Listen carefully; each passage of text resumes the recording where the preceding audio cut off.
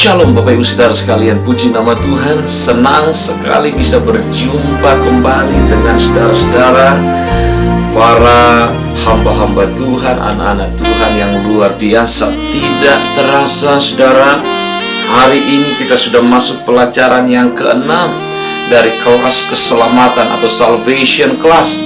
Nah, hari ini saudara spesial, kita akan berbicara tentang baptisan Roh Kudus. Kalau Bapak Ibu masih ingat, pelajaran yang terakhir kelima adalah baptisan air atau baptisan selam. Nah, hari ini kita masuk lebih dalam tentang baptisan Roh Kudus. Pak, mengapa kita perlu belajar tentang baptisan Roh Kudus? Bapak Ibu Saudara sekalian, ada dua hal yang mendasari saya untuk boleh membagikan ini kepada setiap kita. Yang pertama, saudara, kerinduan saya dan saya percaya kerinduan Tuhan, supaya setiap kita boleh mengerti dan menerima, saudara, baptisan Roh Kudus di dalam setiap kehidupan kita. Yang pertama apa, saudara? Mengerti dan menerima baptisan Roh Kudus di dalam setiap kehidupan kita. Yang kedua, saudara, supaya setiap Bapak Ibu Saudaraku sekalian yang mendengar, menonton video ini boleh mengalami secara pribadi, katakan secara pribadi, baptisan Roh Kudus dan karya-karya Roh Kudus di dalam setiap kehidupan kita. Yang pertama, supaya kita bisa mengerti dan menerima. Yang kedua, supaya kita sendiri boleh mengalaminya dengan Roh Kudus. Kenapa saudara penting mengalami secara pribadi? Mendengar kesaksian dari teman, dari sahabat, hamba-hamba Tuhan adalah baik, saudara. Tetapi tak kalah saudara mengalami secara pribadi, itu berbeda dimensinya.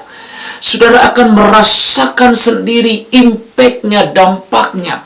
Dan saya percaya, saudara, ketika saudara menjadi saksi di luar, akan berbeda sekali orang yang hanya mendengar dan orang yang mengalami langsung secara pribadi. Nah, itu tujuan pelajaran kita hari ini. Dan saya berdoa, saudara, supaya Bapak Ibu Saudaraku sekalian yang menonton video ini, yang ada di rumah atau dimanapun, buka hatimu dan percaya dan terima, harapkan janji yang Tuhan boleh berikan di dalam setiap kehidupan kita.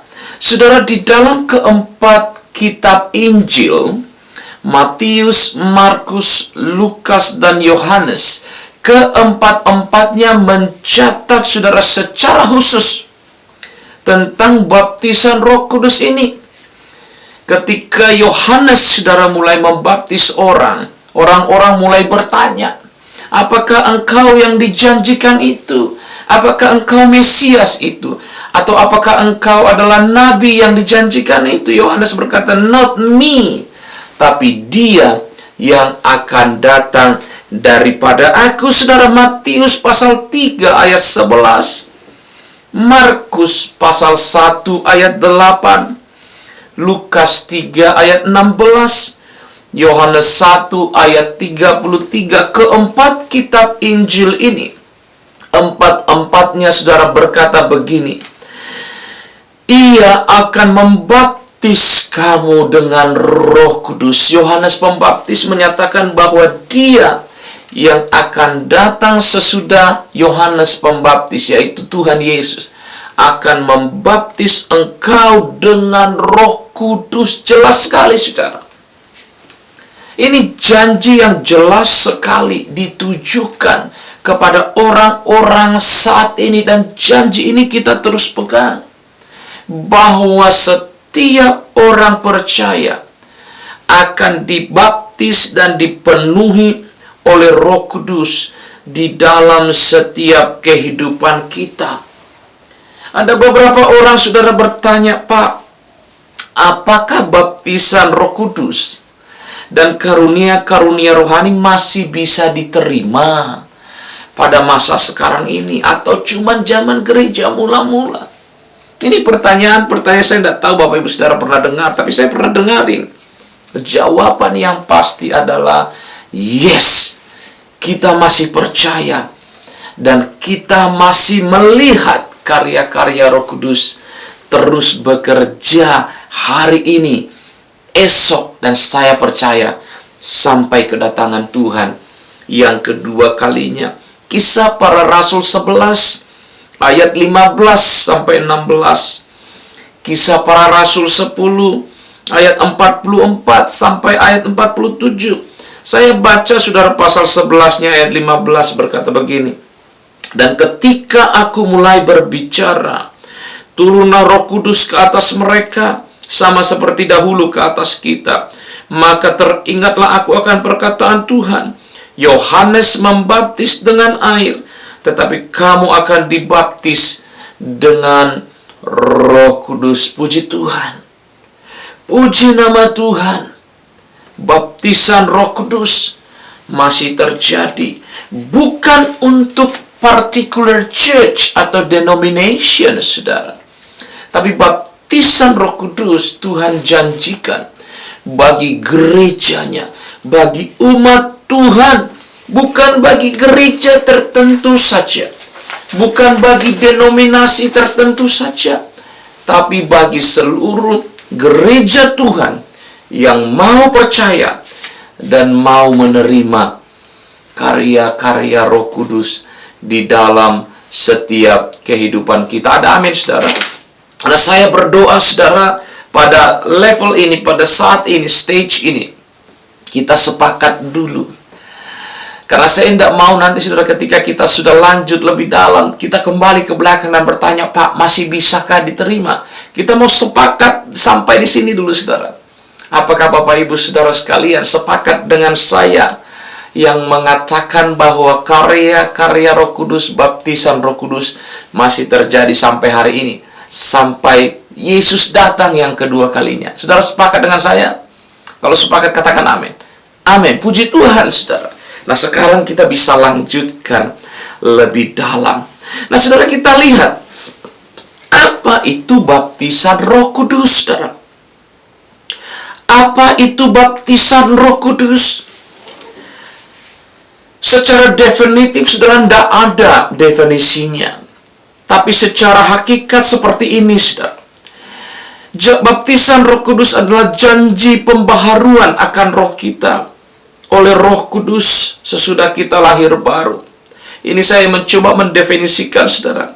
Artinya roh kedagingan kita dimatikan dan Roh Kudus diaktifkan, dihidupkan di dalam diri kita. Prinsipnya sama seperti tak kala kita dibaptis. Nanti saya akan bahas lebih dalam tentang hal itu. Yang kedua, saudara, baptisan Roh Kudus adalah karya Allah sendiri. Pribadi Allah sendiri yang mempersatukan orang-orang percaya gereja Tuhan antara yang satu dengan yang lain. Amin, saudara. Roh Kudus membantu kita, menolong kita, memampukan kita sebagai tubuh Kristus untuk bersama-sama dipersatukan, saudara. Dipersatukan. Karena bersatu itu tidak gampang, saudara. Bersatu itu tidak mudah. Bikin ribut gampang, saudara. Bikin rusak gampang.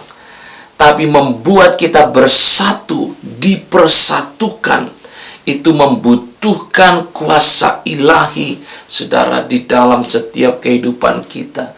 Nah, melalui baptisan Roh Kudus ini, saudara, kita dipersatukan sebagai orang percaya, sebagai tubuh Kristus yang melayani Dia secara bersama-sama dengan segala perbedaan-perbedaan yang ada di dalamnya. Mengerti sampai di sana, saudara? Saya berdoa supaya pada saat ini, saudara, kita boleh sepakat dan kita boleh mengerti apa yang Tuhan inginkan bagi gerejanya melalui karya Roh Kudus di dalam setiap kehidupan kita. Puji nama Tuhan. Mari kita lihat saudara landasan Alkitabiah atau landasan firman Tuhan tentang hal ini. Saudara, Roma pasal 6 ayat 1 sampai 4 dikatakan begini, jika demikian, apakah yang hendak kita katakan? Bolehkah kita bertekun dalam dosa supaya semakin bertambah kasih karunia itu? Sekali-sekali tidak. Bukankah kita telah mati bagi dosa? Bagaimanakah kita masih dapat hidup di dalamnya? Atau tidak tahukah kamu bahwa kita semua yang telah dibaptis dalam Kristus telah dibaptis dalam kematiannya? Dengan demikian, kita telah dikuburkan bersama-sama dengan Dia oleh baptisan dalam kematian, supaya sama seperti Kristus telah dibangkitkan dari antara orang mati oleh kemuliaan Bapa, demikian juga kita akan hidup dalam hidup yang baru. 1 Korintus 12:13 berkata begini, sebab dalam satu roh kita semua, baik orang Yahudi maupun orang Yunani, baik budak maupun orang merdeka, telah dibaptis menjadi satu tubuh, dan kita semua diberi minum dari satu roh. Puji Tuhan, saudara. Ini luar biasa. Ini luar biasa. Hanya Roh Kudus yang mampu mempersatukan umat Tuhan, gereja Tuhan. Nah, saudara, perbedaan baptisan. Kalau saudara bertanya, Pak, apa bedanya baptisan air atau selam dengan baptisan Roh Kudus? Perbedaannya begini, saudara. Jika baptisan air menyatukan kita dengan kematian dan kebangkitan Kristus, maka baptisan Roh Kudus menyatukan kita dengan sesama tubuh Kristus. Amin, saudara. Hanya Roh Kudus yang sanggup, sekali lagi saya mau tegaskan, saudara, hanya Roh Kudus yang sanggup mempersatukan segala perbedaan-perbedaan yang ada di dalam tubuhnya, saudara. Mari kita lanjut, saudara, lebih dalam apa yang perlu kita ketahui tentang baptisan Roh Kudus ini.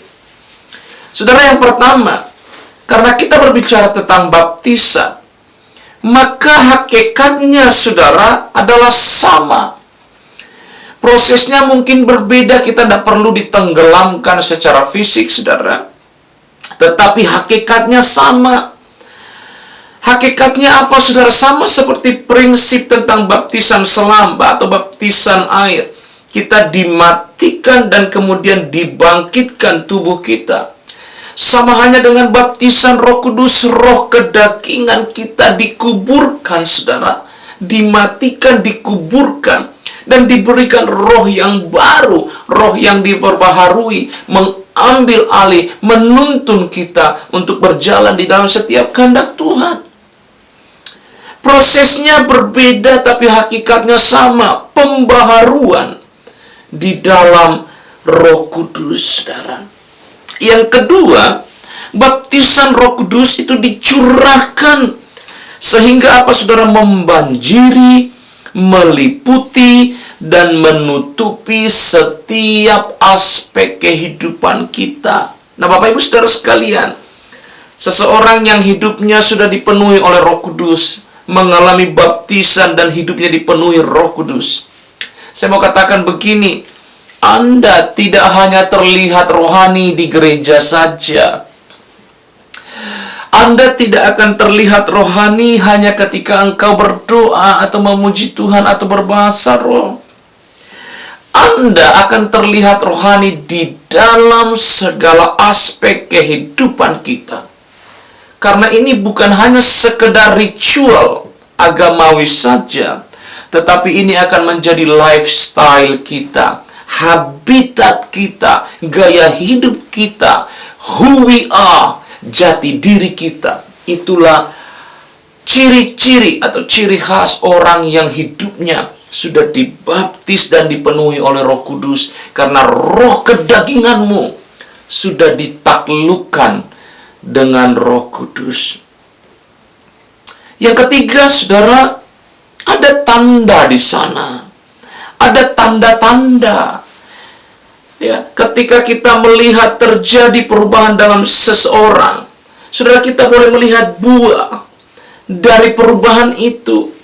Alkitab berkata, saudara, salah satu tanda orang yang dibaptis Roh Kudus atau dipenuhi Roh Kudus, dengar baik-baik, salah satu tanda, bukan satu-satunya tanda, saudara. Salah satu tanda adalah berbahasa roh. Tuhan memberikan bahasa-bahasa yang baru. Nah, secara untuk topik ini, saudara, saya tidak mau perdalam, karena nanti kita akan coba buat topik yang khusus tentang bahasa roh. Tetapi salah satu tanda orang yang dibaptis Roh Kudus, dia akan berbahasa-bahasa yang baru. Dia akan berbahasa-bahasa yang baru. Don't get me wrong, saudara. Tapi saya melihat ada banyak memang gereja-gereja yang mengajarkan, menekankan hanya dalam bahasa roh. Saya tidak mau bilang itu salah, tetapi saya berdoa, saudara, saya berharap alangkah baiknya kalau kita mengajarkan kepada jemaat secara seimbang dan secara jujur, bahwa bukan itu saja tandanya, tapi itu menjadi salah satu tanda, saudara, yang seringkali, yang umum terjadi ketika seseorang dibaptis atau dipenuhi oleh Roh Kudus di dalam setiap kehidupan mereka. Amin, saudara. Yang keempat, berbicara tentang penggenapan. Tak kala itu terjadi, itu berarti firman Tuhan digenapi. Dan saya percaya ketika janji itu diberikan, janji itu pun akan digenapi, saudara. Saudara percaya atau tidak bahwa baptisan Roh Kudus masih eksis atau tidak, itu pasti terjadi dan akan terus terjadi bagi mereka yang mau dan mau menerima itu terjadi di dalam setiap kehidupan kita. Amin, saudara. Amin. Nah, saya berharap saudara kita sepakat di level ini, saudara. Kita sepakat di dalam stage yang sekarang ini, sehingga tidak ada perbedaan persepsi lagi nanti ketika kita melangkah lebih dalam di dalam pelajaran kita. Baik, bagaimana prosesnya, saudara? Beberapa orang, saudara, datang dan berkata, Pak, saya rindu sekali, tapi saya tidak tahu bagaimana caranya. Yang pertama, saudara, pasti kita harus bertobat dan lebih dahulu. Saudara harus bertobat. Kalau saudara tidak bertobat, bagaimana Roh yang Kudus itu bisa masuk di dalam kehidupan kita? Kita harus bertobat dan menerima Yesus Kristus sebagai juru selamat pribadi kita. Apakah Bapak Ibu Saudara sekalian sudah bertobat? Atau masih hidup dengan kehidupan lama kita? Kita ke gereja, tapi habitat kita masih dengan dosa. Yang kedua, kita harus memiliki rasa haus dan kerinduan akan Tuhan. Ketika saya dulu, saudara, masih remaja, katakanlah, masih di kampung, saya pernah singgung ini, saudara. Saya belum mengerti tentang Roh Kudus. Saya belum mengerti tentang karya-karya Roh Kudus. Saya tidak mengerti apa yang terjadi. Tetapi ini yang saya alami, saudara. Setiap kali saya mendengar ada satu lagu pujian dinaikkan, pada zaman itu masih kaset, saudara, ya, saya selalu merasakan perasaan yang lain yang saya tidak pernah rasakan. Seperti merinding, seperti ada sesuatu yang masuk, penuh dengan kelembutan, saudara, indah sekali, membuat hati saya tenang, damai, sejahtera yang luar biasa. Saya tidak mengerti saat itu. Tapi sekarang, saudara, saya bisa mengerti bahwa ini adalah salah satu karya, cara Tuhan, cara Roh Kudus untuk menjamah saya. Amin, saudara. Berbeda sekali dengan orang yang mengalami secara pribadi dengan orang yang hanya mendengar kesaksian dari orang lain. Saudara harus memiliki rasa haus dan lapar akan itu. Tentunya yang ketiga, saudara harus meminta. Saudara harus meminta. Kalau engkau rindu, engkau mau, engkau minta, saudara. Bukankah firman Tuhan berkata, carilah, ketuklah, mintalah, saudara. Karena orang yang meminta, kepadanya akan diberikan. Firman Tuhan berkata, saudara, seseorang tidak mendapatkan karena dia tidak meminta. Amin, saudara. Yang keempat, ketika engkau diberikan, terima dengan iman dan bertindak, saudara. Kita harus terima dengan iman. Hal-hal yang seringkali menghambat kita untuk menerima baptisan Roh Kudus, seperti keterikatan roh jahat, belum lahir baru, tidak punya kerinduan, dan tidak mau bertindak, saudara. Saya berdoa supaya setiap kita, saudara, tak kalah kita berkata, Tuhan, aku rindu mulai percaya dan menerima dengan iman apa yang Tuhan akan kerjakan di dalam setiap kehidupan kita. Amin, saudara. Nah, apa yang terjadi ketika kita menerima Roh Kudus? Dampaknya apa, saudara? Kalau tidak ada dampak, artinya kita tidak perlu, saudara. Tetapi kalau Roh Kudus dicurahkan, saya percaya ada sesuatu yang akan terjadi di dalam setiap kehidupan kita. Saudara rindu mengalami hal-hal yang luar biasa terjadi? Amin, saudara. Yang pertama, ketika engkau menerima baptisan Roh Kudus, hidupmu dipenuhi oleh Roh Kudus. Yang pertama, saudara, Dia akan memperlengkapi kita dengan kuasa untuk menjadi saksi Kristus. Amin, saudara. Kisah Para Rasul 1 ayat 8. Tuhan berjanji akan memperlengkapi kita dengan kuasa untuk menjadi apa? Saksi. Ada seringkali hal-hal yang bagi saya, saudara, agak lucu dan konyol. Mereka berkata begini, saudara, Pak, saya sudah dibaptis Roh Kudus, tapi saya tidak pernah mengalami kuasa Tuhan. Benar, saudara? Saudara, kita kutip ayatnya separuh-separuh. Memperlengkapi kita dengan kuasa ketika kita menjadi apa, saudara? Saksi. Roh Kudus, kuasa Tuhan diberikan, dipercayakan dalam hidup kita.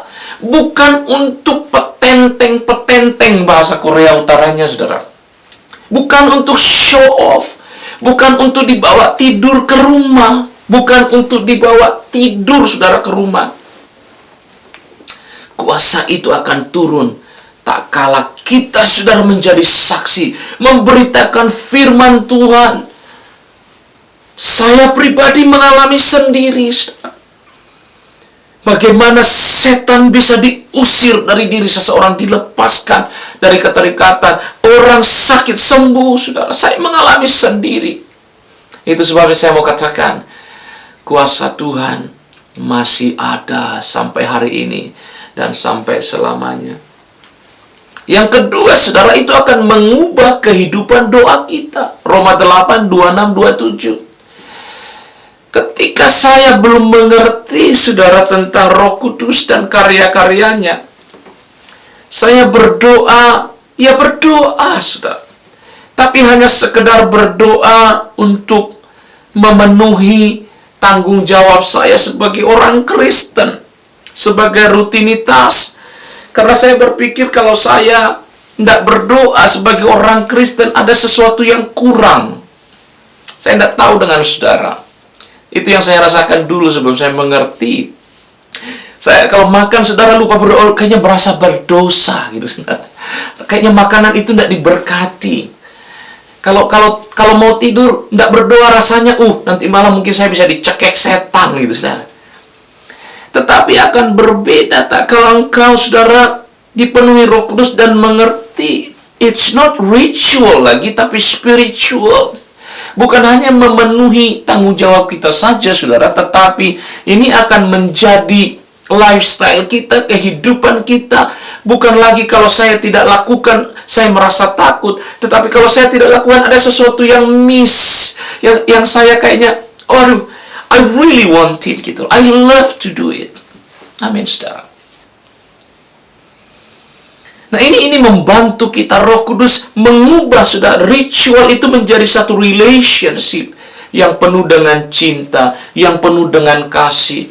Mengubah kehidupan doa kita yang tadinya egois, saudara, yang hanya berpikir tentang aku, istriku, anakku, rumahku, keluargaku, semua kuku. Roh Kudus mengubah doa kita menjadi peduli terhadap orang lain, peduli terhadap gereja, peduli terhadap bangsa dan negara, peduli terhadap sesama kita, saudara. Amin. Yang ketiga, menguatkan iman kita. 1 Korintus 14 ayat 4. Menguatkan imanmu. Kehidupan kerohanian, saudara, saya harus katakan begini apa adanya. Ada saatnya memang kita kuat, benar saudara. Ada saatnya kita merasa kayaknya jauh, kayak lembah, ada di lembah kekelaman. Benar saudara.